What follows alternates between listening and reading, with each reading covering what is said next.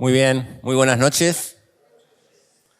Bueno, muchas gracias por esta nueva invitación. La verdad que es un privilegio para mí poder estar con ustedes, poder tomar la palabra y bueno, ver también este tiempo hermoso de alabanza, de oración y bueno, y participar de lo que están estudiando, ¿no?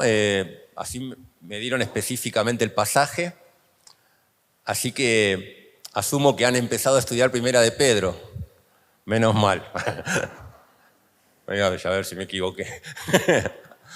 Bueno, y tremenda carta. Y hoy nos toca poder ver el capítulo 1 del versículo 10 al 16.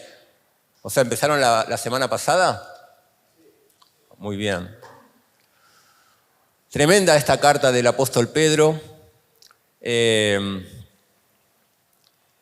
Quizás hayan visto cuál es el contexto de esta carta, ¿no?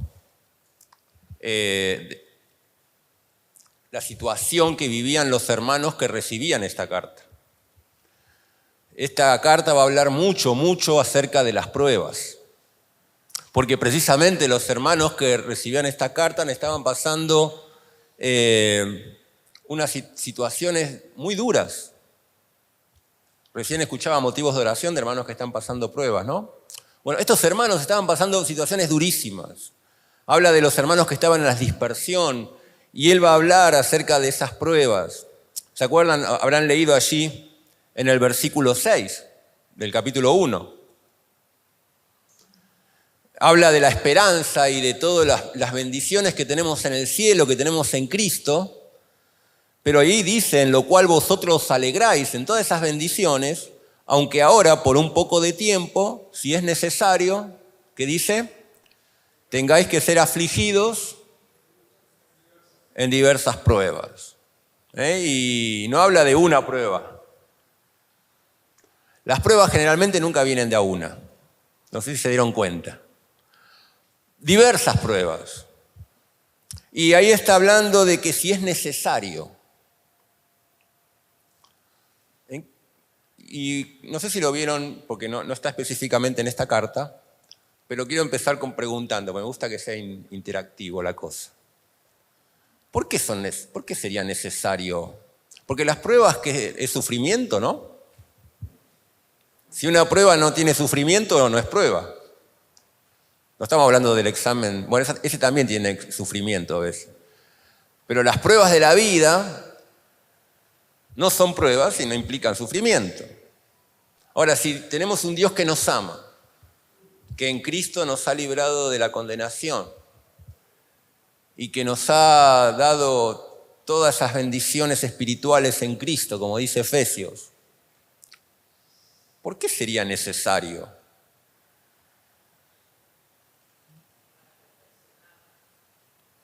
Bien, hermana, para perfeccionarnos. ¿En qué sentido el sufrimiento, que te pase algo muy malo, una pérdida, te perfecciona o te puede perfeccionar? Vamos a ser más específicos.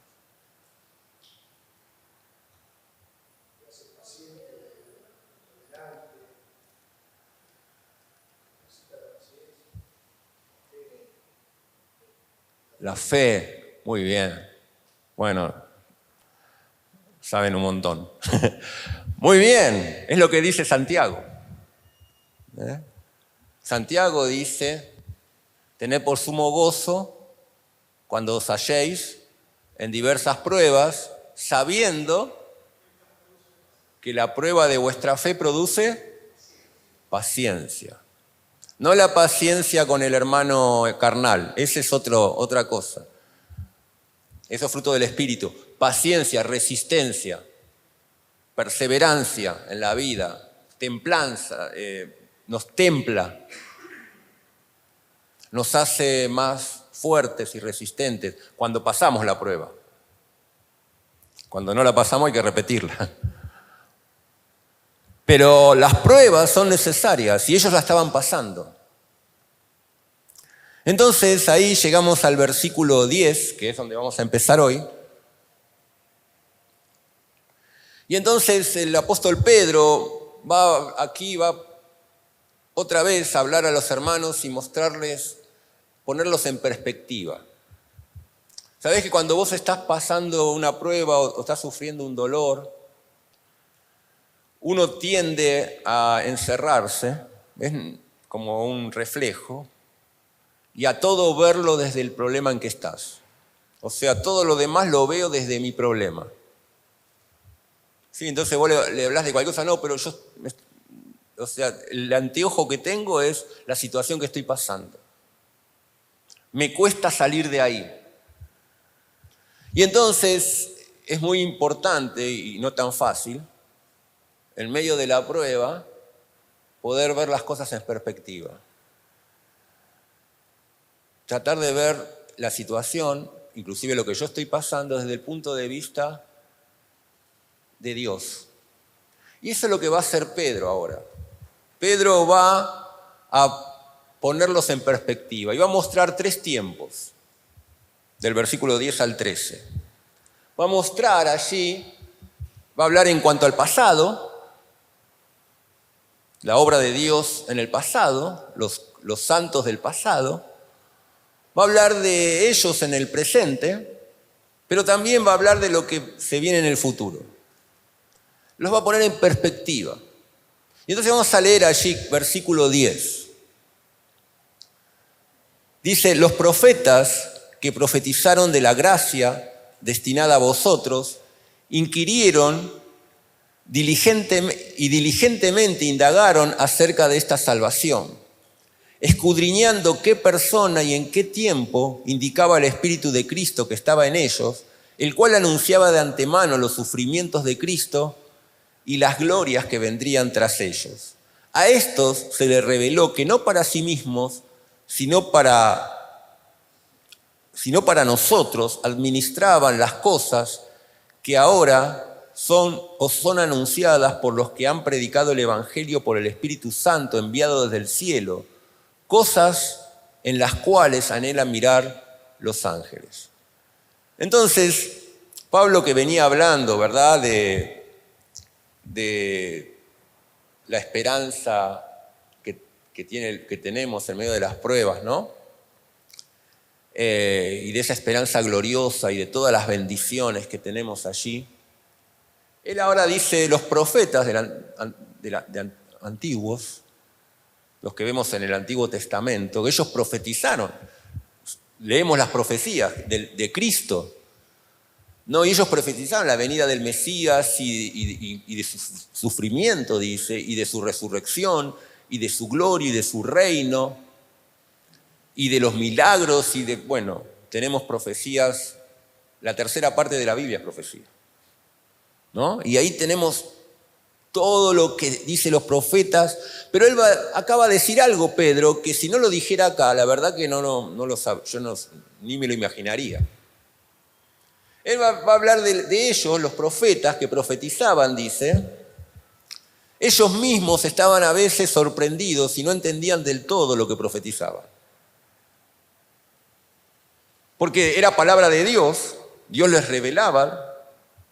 Ellos tenían que decir, vino palabra de Jehová a mí y dijo, y ellos repetían la palabra de Dios, que Dios les había dicho, se le había revelado en sueños, en una visión, diferentes maneras, pero era palabra revelada. Eso ellos la expresaban tal como Dios lo mandó, pero eso no significaba que entendían todo. Y entonces dice que estos profetas que profetizaron esta gracia, dice, inquirieron y diligentemente indagaron acerca de esta salvación. Ellos decían, estaban asombrados, decían, pero ¿esto cómo es? El Señor me dijo que hable de que el Señor va a nacer en Miqueas, ahí en Belén Efrata, de ahí va a salir el Salvador. ¿Cómo va a ser eso? Una ciudad, una aldea, ni muros tiene. De ahí va a salir el Salvador. Y bueno, Daniel habló de las semanas. Y Dios le mostró el tiempo también. Y Daniel diga, entendería lo que estaba diciendo. Él, no sé, pero él investigaba. Ellos dicen que ellos investigaban, indagaban, porque las profecías tampoco revelan todos los detalles, ¿verdad? Dan ciertas cosas en el rompecabezas, pero quedan muchos espacios vacíos. Es lo que Dios quiere mostrar. Y ellos trataban de llenar esos espacios, quizás ahí, y diciendo, pero esta bendición la viviremos nosotros. Esto que dice, ¿cómo va a ser? ¿Cómo que el Mesías va a sufrir? ¿Cómo que Isaías dice que cuando haya puesto su vida por el pecado verá linaje, vivirá por largos días? ¿Cómo va a ser eso? ¿Cómo puede ser? Dice ellos, versículo 11, escudriñaban, dice. Acá no está hablando de algo que, leían un devocional a la mañana. Ellos estaban ahí, escudriñaban qué persona y qué tiempo. ¿Cómo va a ser? ¿Será ahora? Cuando habla de tiempo no se refiere al año, se refiere a qué época. ¿No? ¿En qué momento va a ser? ¿En qué época? Dice, el Espíritu de Cristo estaba en ellos. Habla del Espíritu Santo. El Espíritu de Cristo es el Espíritu de Dios y el Espíritu de Dios es el Espíritu Santo. Y dice, el Espíritu que estaba en ellos, dice, anunciaba de antemano los sufrimientos de Cristo. Hay pasajes, Isaías 53, ni hablar. Y las glorias que vendrían tras ellos. Tenemos ahí todo. Y ellos estaban ahí investigando. Versículo 12. A ellos se les reveló que no para sí mismos, sino para nosotros, administraban las cosas que ahora os son anunciadas por los que han predicado el Evangelio por el Espíritu Santo enviado del cielo. Ellos llegaron a entender, estos profetas, que no era para ellos. Era para ellos, porque les predicaban a sus contemporáneos. Pero el cumplimiento y toda esa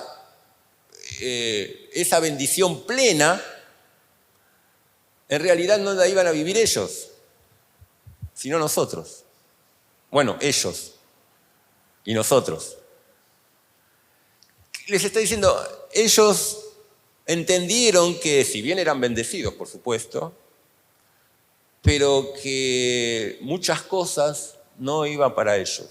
Ellos no iban a ver materializado ni los sufrimientos ni la gloria de Cristo. Pero iba a ser para nosotros. ¿Por qué Pedro cuenta esto? Pero está bueno en perspectiva. O sea, a veces cuando estamos en medio del sufrimiento pensamos que, que somos el último orejón del tarro, ¿no? Que Dios se olvidó de nosotros, que nos tocó la peor parte de todas, ¿no? Y lo que está acá mostrando Pedro es, ¿sabes? Dios nos puso en un lugar de privilegio, a pesar de lo que les está pasando, que era real, no era que eran... No, estaban pasando cosas muy duras, de todo tipo. Estaban empezando persecuciones, estaban en la dispersión, no es que se fueron de vacaciones. O sea, los habían echado, habían tenido que huir, dejado sus casas, sus trabajos, probablemente sus familias. Habían sido dispersos. Cuando estás exiliado, no es fácil. Y ellos estaban dispersos, muchos de los creyentes.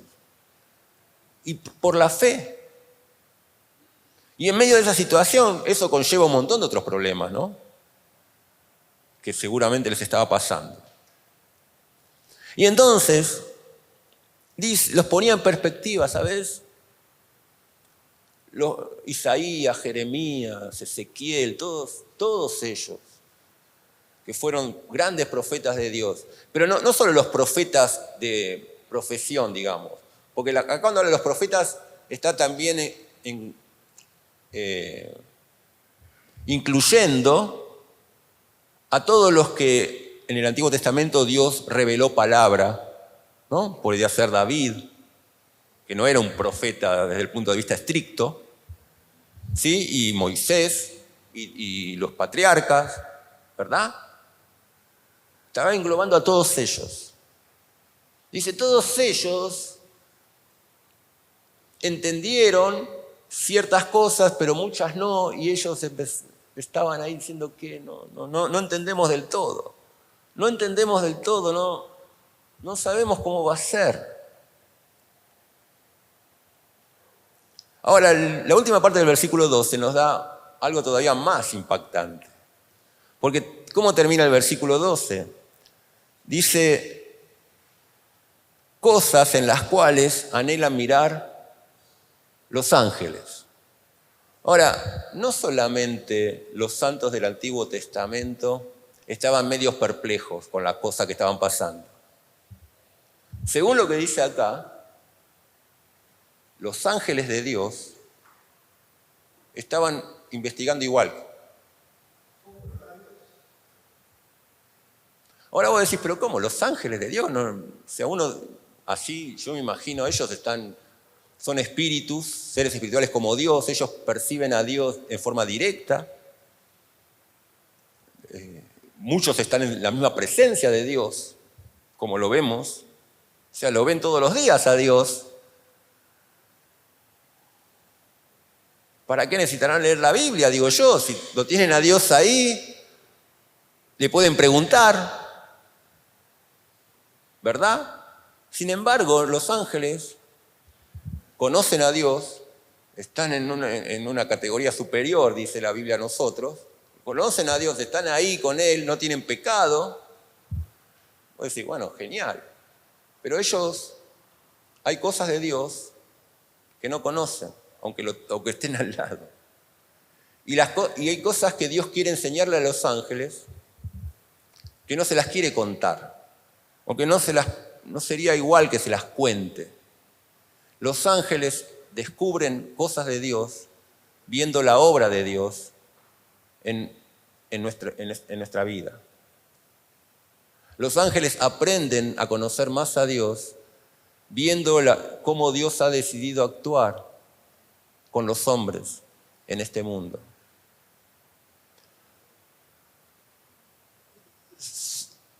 Somos como la pantallita donde los ángeles miran.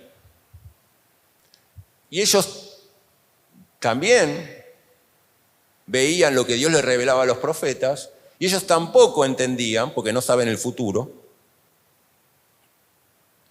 qué es lo que Dios iba a hacer. Y ellos anhelaban, los ángeles, poder verlo. Ahora, es tremendo esta perspectiva. ¿Por qué Pedro está poniendo esta perspectiva? Porque ahí está hablando sí, en el pasado fue así, pero ahora en el presente, los que les han predicado el Evangelio, ahora nosotros podemos ver con toda claridad las cosas que estaban en las sombras. Lo que los profetas no sabían cómo encuadrar, nosotros ya sabemos cómo se encuadra, por lo menos una gran parte. Porque se ha cumplido, sabemos cómo fue que Cristo nació, sabemos cómo fue que descendió de David, sabemos cómo fue que vivió en esta tierra, sabemos cómo fue que le mataron, sabemos cómo fue que resucitó, sabemos todo lo que nos revela el Nuevo Testamento, que ellos no sabían. No lo sabían. No lo querían tratar de armar, pero no le faltaban piezas. Ahora lo sabemos. Sabemos el amor de Dios que dice Juan 3:16, que nosotros lo sabemos, ellos todavía no. Todavía no. ¿Hasta dónde llega el amor de Dios? No lo sabían, ni los ángeles tampoco. Nosotros ya lo sabemos. O sea, tenemos mucha ventaja. Pero el versículo 13, entonces, ahí empieza la exhortación de Pedro, y dice allí, por tanto, ceñid los lomos de vuestro entendimiento, sed sobrios y esperad por completo en la gracia que se os traerá cuando Jesucristo sea manifestado. Por tanto, palabra importante siempre en la Biblia, ¿no? Un nexo, diciendo, entonces, con lo que acabamos de ver, como consecuencia de eso,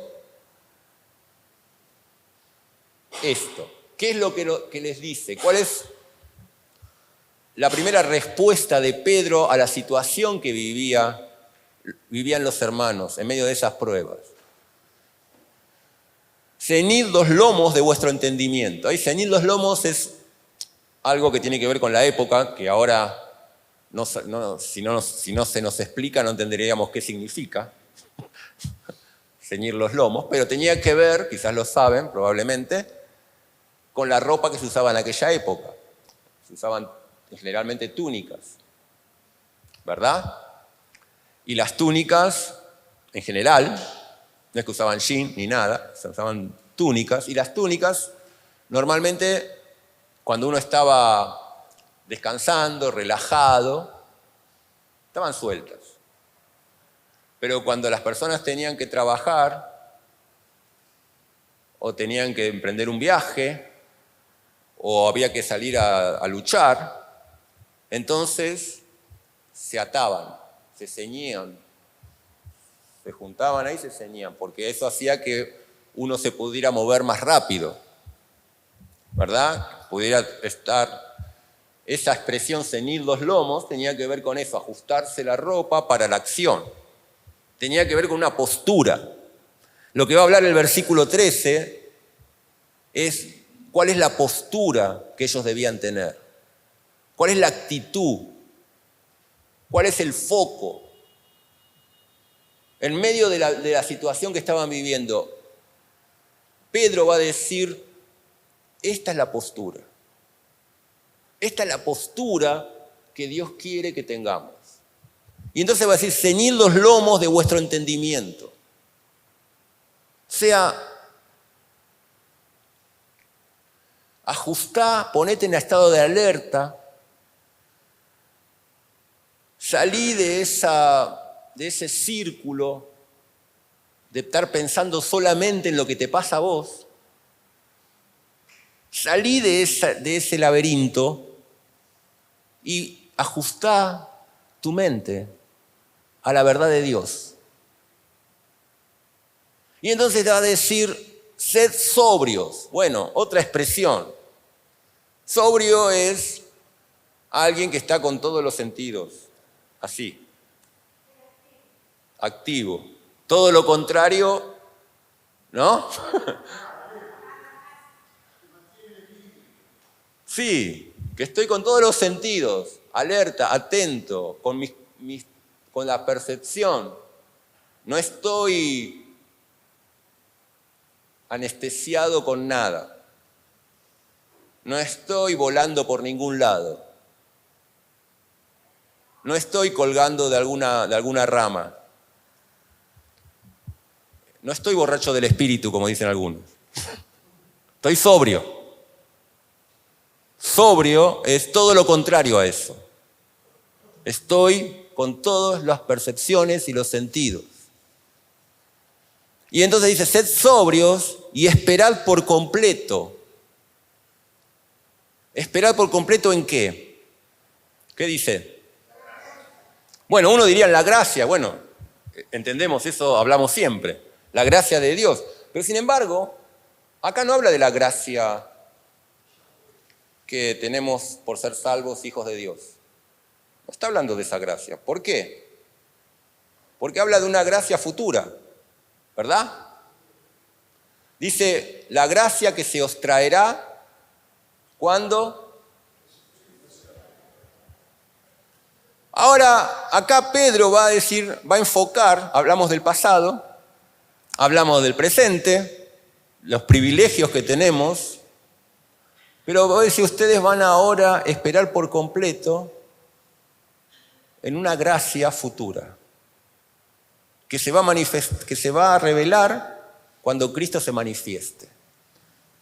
Y sabemos lo que nos espera cuando Cristo se manifieste. Entonces uno dice, bueno, Pedro, acá estamos congregados, todos los hermanos estamos pasando pruebas terribles.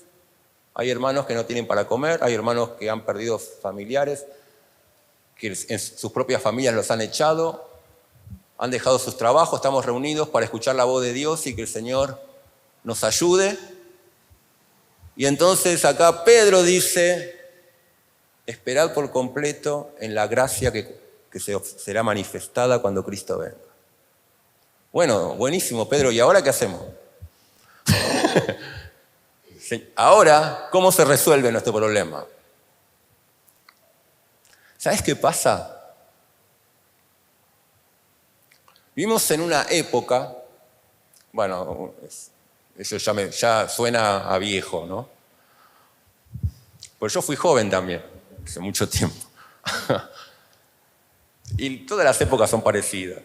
Pero es verdad que hay cosas en este tiempo que están en un grado mucho más, pero mucho más exagerado que cuando yo era joven. O sea, esta generación es una generación súper recontra, no hablo de la iglesia, hablo de la generación en general, centrada y circunscripta a sí misma. Donde todos están muy pendientes de lo que les pasa, de lo que sienten, de lo que tienen, de lo que les hicieron, de lo que no les dejan hacer, de lo que me atacan, de lo que me... Una generación que está tratando de resolver lo que le pasa adentro, cada uno. También la tecnología ayuda un poco a eso, ¿no? En mi época eso ya empezaba, ya esa onda empezaba, pero ni comparación, ni comparación. Entonces, ustedes que son cristianos, los jóvenes, me refiero sobre todo, me imagino que les debe ser muy difícil abstraerse, porque es lo que impera, es así. Pero quiero decirte algo, eso es una trampa. Es un laberinto del cual no se sale uno nunca. Cuando vos caes en esa trampa de empezar a mirar siempre para adentro y tratar de resolver esto y aquello y por qué y para qué y cómo, es como, ¿viste el hámster corriendo a la ruedita? Sí. Queriendo llegar no sé a dónde. Es así. Es una trampa. Pedro, podés leer toda la carta 10 veces, 100 veces, no les va a dar ninguna solución para el presente. Bueno, vamos a hacer una reunión de oración. Ahora vamos a orar a Dios para que Dios corte esta prueba. Vamos a decir que Dios corte la prueba, porque Dios es poderoso.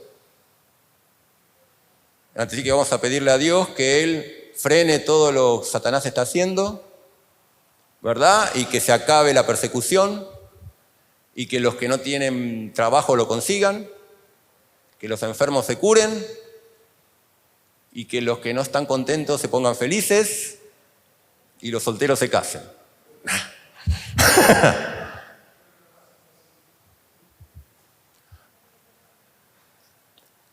Pedro no les dice, ¿por qué no? ¿Por qué no? ¿Por qué no oramos así? Chau, se acabó. Oramos con fe y se acabaron los problemas para todos. Ojo que lo intentamos, ¿eh?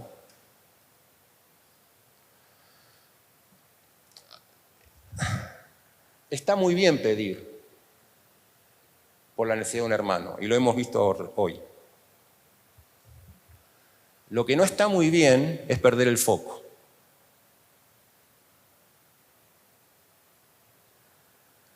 Porque si el foco es que Dios resuelva mis problemas, y por el hecho de que yo estoy acá es porque creo en un Dios que me va a resolver los problemas, no estoy entendiendo a Dios, ni su plan, ni nada. No lo estoy entendiendo.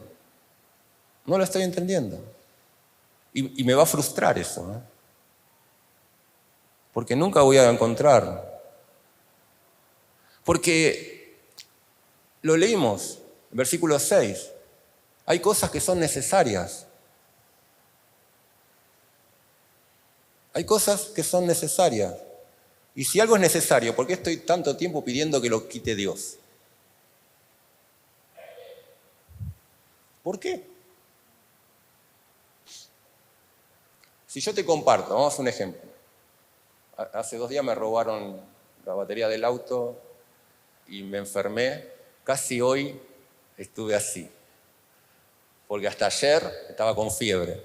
Y me había quedado afónico. Y digo, ¿qué hago? Llamo a los hermanos, les digo que no voy. Pero me empecé a sentir mejor y dije, bueno, vamos a esperar. Y ahora estoy mejor. Pero bueno, me robaron mi señora fue a visitar a mi cuñado, dejó el auto en el frente de la casa de él. Cuando salió, no estaba la batería del auto, el baúl roto, el capó roto. Y yo enfermo y no podía ir, el auto quedó tirado ahí 3 días. Y cuando dije, bueno, yo y mi señora, y cuando yo me mejoré, mi señora ahora está enferma ella. Y bueno, y eso no es nada. Pero bueno, ahora si yo te cuento que estoy pasando por pruebas, y digo, mirá, estoy un poco más que eso, estoy pasando por pruebas. Me está pasando esto, estoy enfermo, me está pasando aquello. Y te pido, hermanos, oren por mí. ¿Qué orarían? ¿Qué orarían?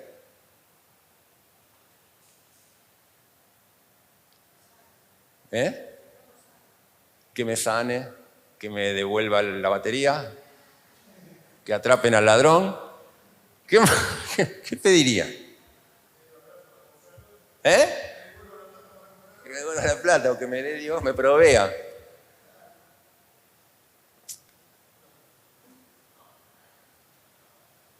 No, está bien si piden eso.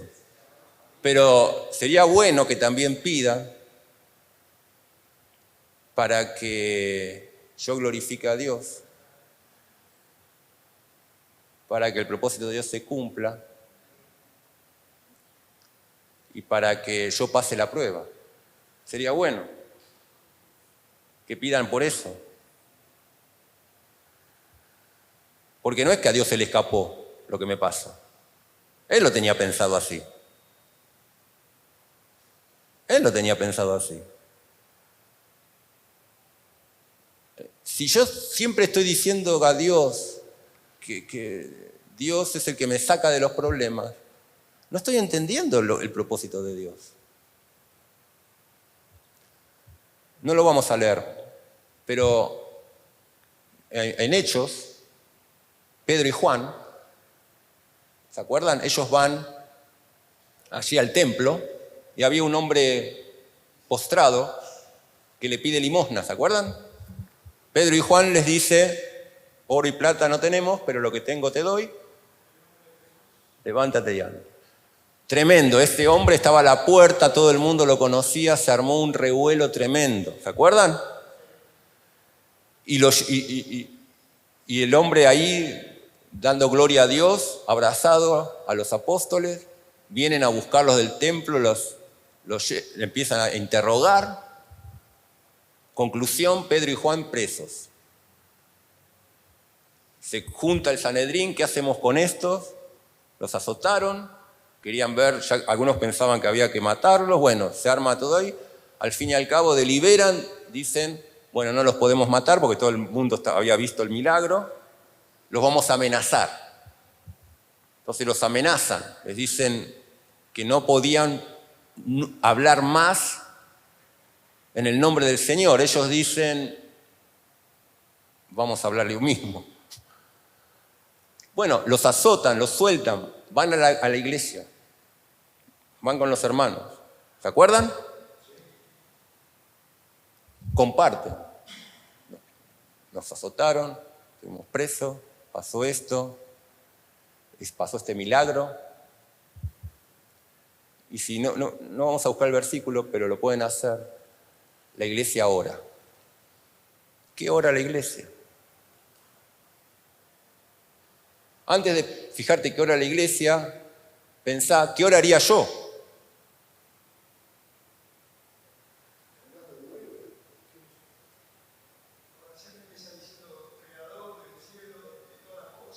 Mira las amenazas, mira esto. Concédenos de nuevo, ¿para qué? Los habían amenazado de que no hablen. ¿Y ellos qué piden? Para hablar más. Habían zafado así, por un pelito. Ellos piden, los habían azotado. Ahora no dijeron, Señor, que venga otro gobierno, que nos dejen predicar, que cuídanos que no nos pase nunca más esto, que no sé. ¿Sabes qué pidieron? Vamos a predicar más, pero vas a ir preso de vuelta. Ni pidieron por eso. Lo daban por hecho que iba a pasar. Sabían que iba a pasar. Era parte del precio. No importa. Estaban enfocados. ¿En qué estoy enfocado? ¿En qué estás enfocado? ¿Cuál es tu postura? Por eso el versículo 13 dice, esa es la postura que debían tener. La postura era estar preparados, sobrios, esperar por completo en Dios. Sí, en las bendiciones que Dios prometió cuando Él venga. Ahora hay precio que pagar. Ahora Dios no promete que se resuelven todos los problemas. Dios promete que va a estar con nosotros hasta el fin del mundo. Pero eso no significa que vamos a estar en un spa con Él hasta el fin del mundo. Significa que vamos a estar en medio de la batalla y que en la batalla hay problemas y hay cosas, ataques del enemigo y también hay pruebas que pone Dios. Y Dios dice, te voy a dar un escudo, pero no me pidas que pare las balas. Te voy a dar una armadura, no me pidas que paren los dardos. Y nosotros nos pasamos la vida pidiendo que paren los dardos. Señor, te pido que el auto, te pido por esto. No está mal. Pero ¿cuál es el propósito? Obvio que si un hermano está en necesidad y está sufriendo, oro por el hermano. No estoy diciendo, vamos a orar que sufra más. No estoy diciendo eso. No estoy diciendo. Pero tenemos que verlo desde la perspectiva de Dios. ¿Qué es lo que Dios está haciendo? ¿El hermano está entendiendo lo que está pasando? Antes de pedir socorro y de decir, sacame de acá, Dios, ahora, ¿está entendiendo? ¿Está creciendo en esto? Porque hay un propósito y en medio de ese sufrimiento, ¿no tendrá Dios un propósito de salvación y de bendición para otros quizás? ¿Y para el mismo que está pasando la prueba? ¿No podemos ver más allá? Porque es clave. Si no ellos, ¿cómo iban a seguir adelante con todo lo que les estaba pasando? ¿Cómo iban a seguir adelante? La iglesia. Primer punto, ¿cuál es la postura? Vamos al versículo 14. A ver quién lo puede leer.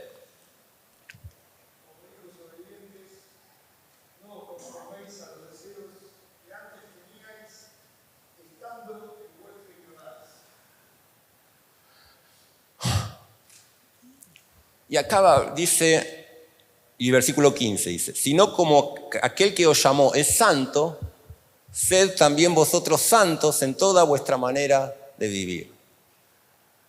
Como hijos obedientes. Y acá va a hablar de cuál es nuestra pelea.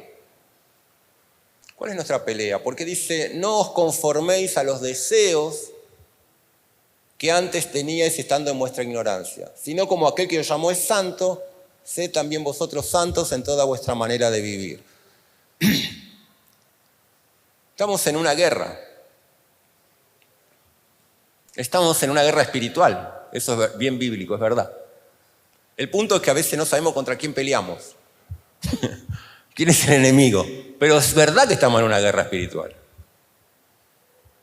Y que en esta tierra, hasta que llegue el tiempo del cielo, el que decía antes, cuando Cristo venga, donde habrá descanso y donde ya no habrá más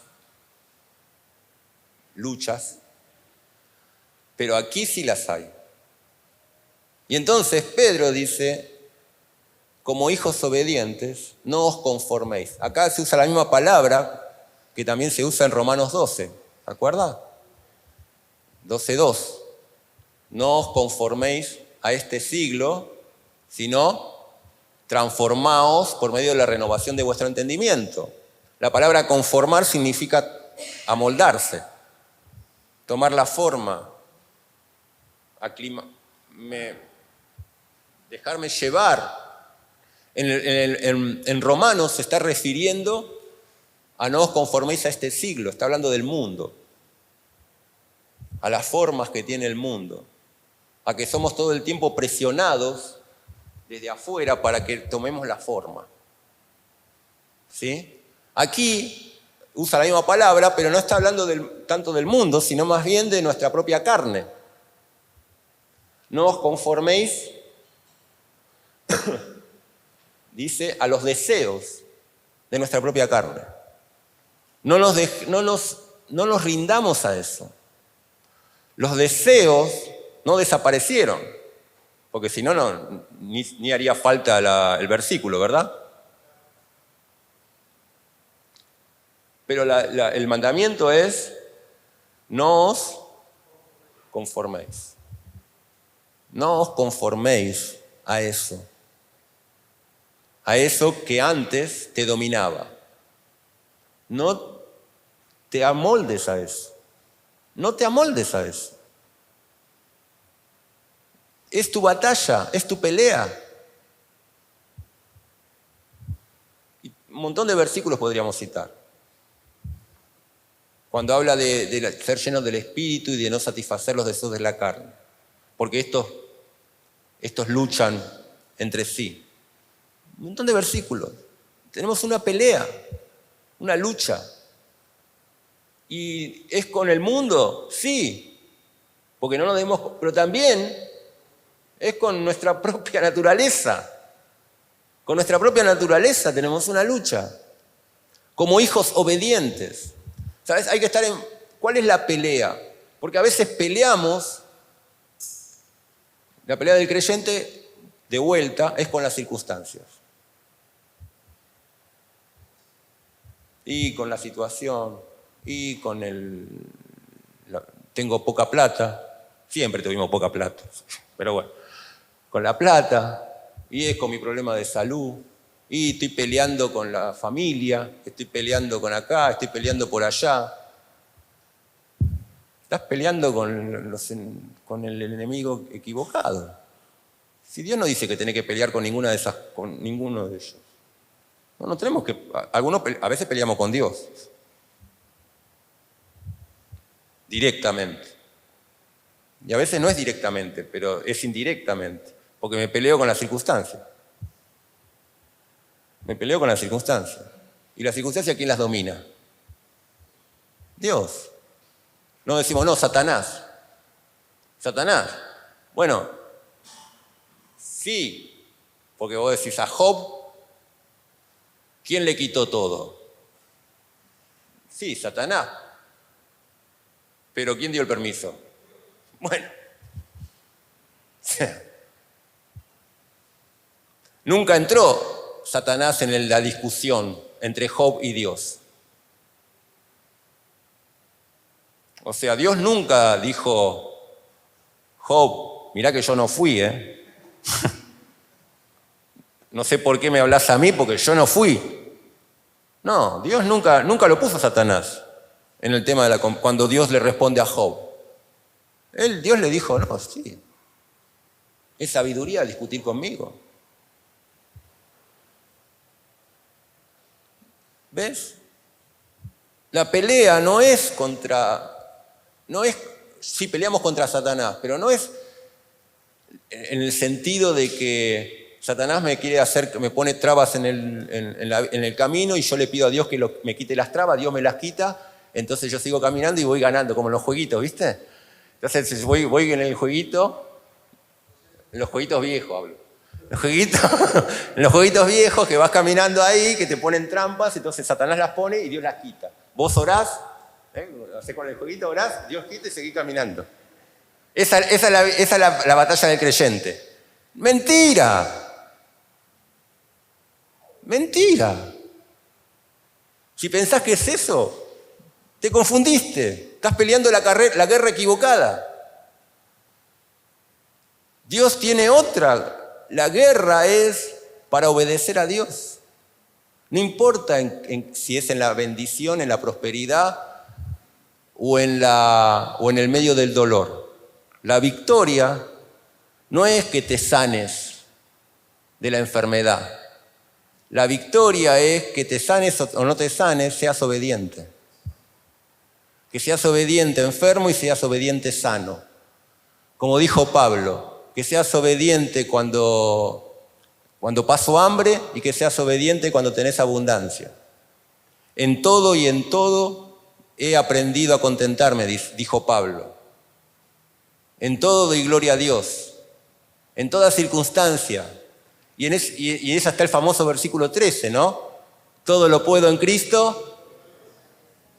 Gloria a Dios por ese versículo, pero apliquémoslo como corresponde. Todo lo puedo soportar en Cristo, toda prueba es de lo que habla. Muy de acuerdo a lo que dice esta carta. Cristo me enseña a soportar todas las pruebas porque Él está conmigo. Como dice el Salmo 23. Cuando ande en valle de sombra de muerte, no temeré mal alguno, porque tú lo vas a quitar al valle y no va a haber ni sombra ni muerte. Ah, no, eso no dice. Cuando ande en valle de sombra de muerte, no temeré mal alguno, ¿por qué? Ah, bueno, tú estarás conmigo y tu vara y tu cayado me sacarán de acá. Me infundirán aliento. Ah, pero ¿no me sacás del valle? No. ¿Y la sombra de muerte? Está ahí. Ah, pero Señor, ¿del valle sigo caminando? Sí. Ah, entonces no lo digo mal, el Salmo 23. Me voy a buscar otro salmo. Me voy a buscar otro. ¿Ves? Hay que pelear la verdadera batalla. ¿Qué dijo Salomón en Eclesiastés? Al final, después de todo lo que dijo, lo sintetizó en una frase. Él dijo, el fin de todo el discurso oído es este. Teme a Dios. ¿Por qué? Más sintético imposible. ¿Querés saber el fin de la vida humana? ¿Querés saber para qué vivís? ¿Querés saberlo? Listo, está ahí escrito. Mirá que es simple. ¿Para qué vivo? ¿Cuál tiene que ser mi pelea en esta vida? ¿Cuál tiene que ser mi mayor objetivo número 1? De todos. Temer al Señor y guardar sus mandamientos. No hay otra cosa. Eso es el anhelo de todo hijo de Dios. Ese debería ser tu objetivo, tu foco. En las buenas y en las malas. Deleítate a sí mismo en Jehová y entonces después, ¿qué dice? Él te concederá las peticiones de tu corazón. Buscad primeramente el reino de Dios y su justicia y las otras cosas. Bueno, a veces nosotros cambiamos el orden, ¿viste? Estamos buscando las otras cosas. Señor, te pedimos por las otras cosas, por las otras cosas, por las otras cosas. ¿No? Y revertimos y perdemos el foco. La postura, la pelea. Y el versículo 16 con el que terminamos, que dice: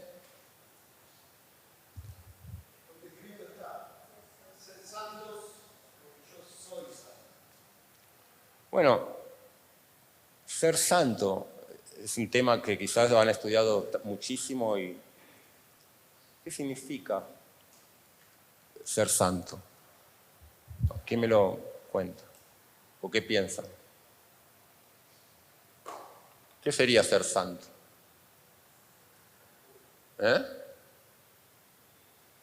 No es un examen, no voy a poner nota. ¿Qué sería? Ay, no escucho. Apartado para toda buena obra. Apartado de lo malo. Esa es la parte, tiene que ver, por un lado, apartado de todo lo corrupto, es santo, que eso tiene que ver con la pureza. Eso es santo. Pero también hay un aspecto positivo, como dijo la hermana. El aspecto negativo sería que santo es puro, sin contaminarse. Pero el aspecto positivo es apartado para Dios, de uso exclusivo para lo bueno. Consagrado, exacto, es la otra palabra. Dedicado, que no se comparte, digamos. Y obviamente que sabemos que ser santo como Dios es santo no está a nuestro alcance en este mundo. Pero tiene que ser nuestro propósito. Tiene que ser nuestro anhelo. Tiene que ser esa santificación que en la Biblia lo muestra como algo progresivo. Tiene que ser nuestro primer objetivo. Más importante de cualquier otra cosa que le pida a Dios.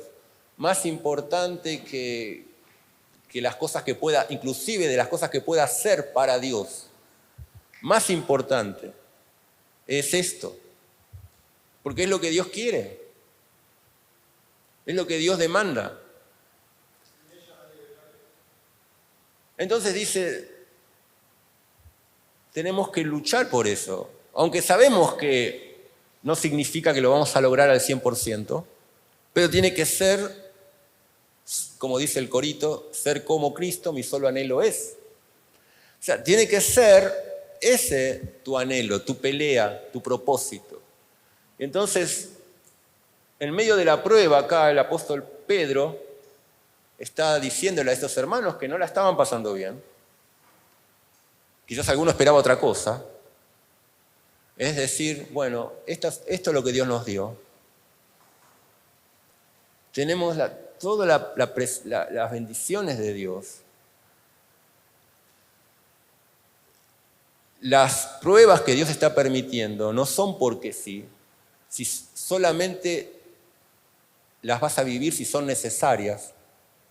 Y si son necesarias, tienen un propósito de amor en tu vida, aunque duelan. Pero después hay una gracia que se va a revelar cuando Cristo venga. Porque de la misma manera que los antiguos profetas no entendían muchas cosas y nosotros entendemos muchas cosas más, también es cierto que hay muchas cosas que todavía nosotros no entendemos, no las entendemos, y que recién vamos a completar el cuadro cuando Cristo venga. O sea, que nosotros estamos en el medio. Hay cosas que los que nazcan en el milenio las van a tener claras como el agua, que para nosotros es un enigma. Las creemos, las sabemos, pero no las podemos todavía armar. Igual que les pasaba a los profetas del Antiguo Testamento con lo que nosotros sí sabemos. Entonces, lo que dice Pedro es, esperá por completo allá.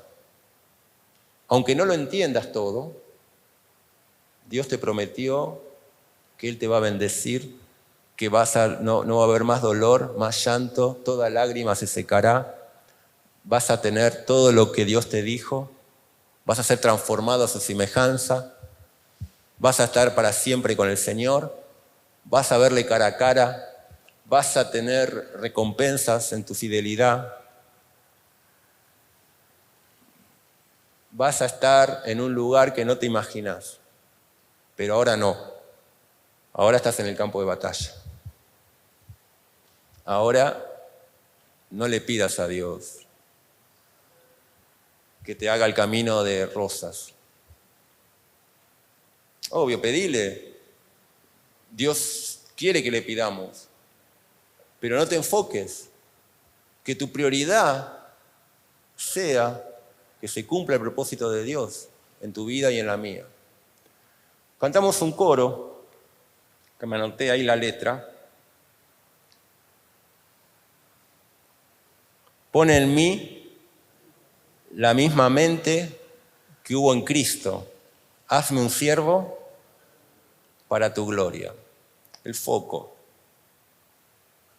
Tremendo cantar eso. Sin embargo, quizás hay algo que no sé si estoy del todo de acuerdo. ¿Y qué sería? ¿En qué no podría estar de acuerdo en estas dos frases?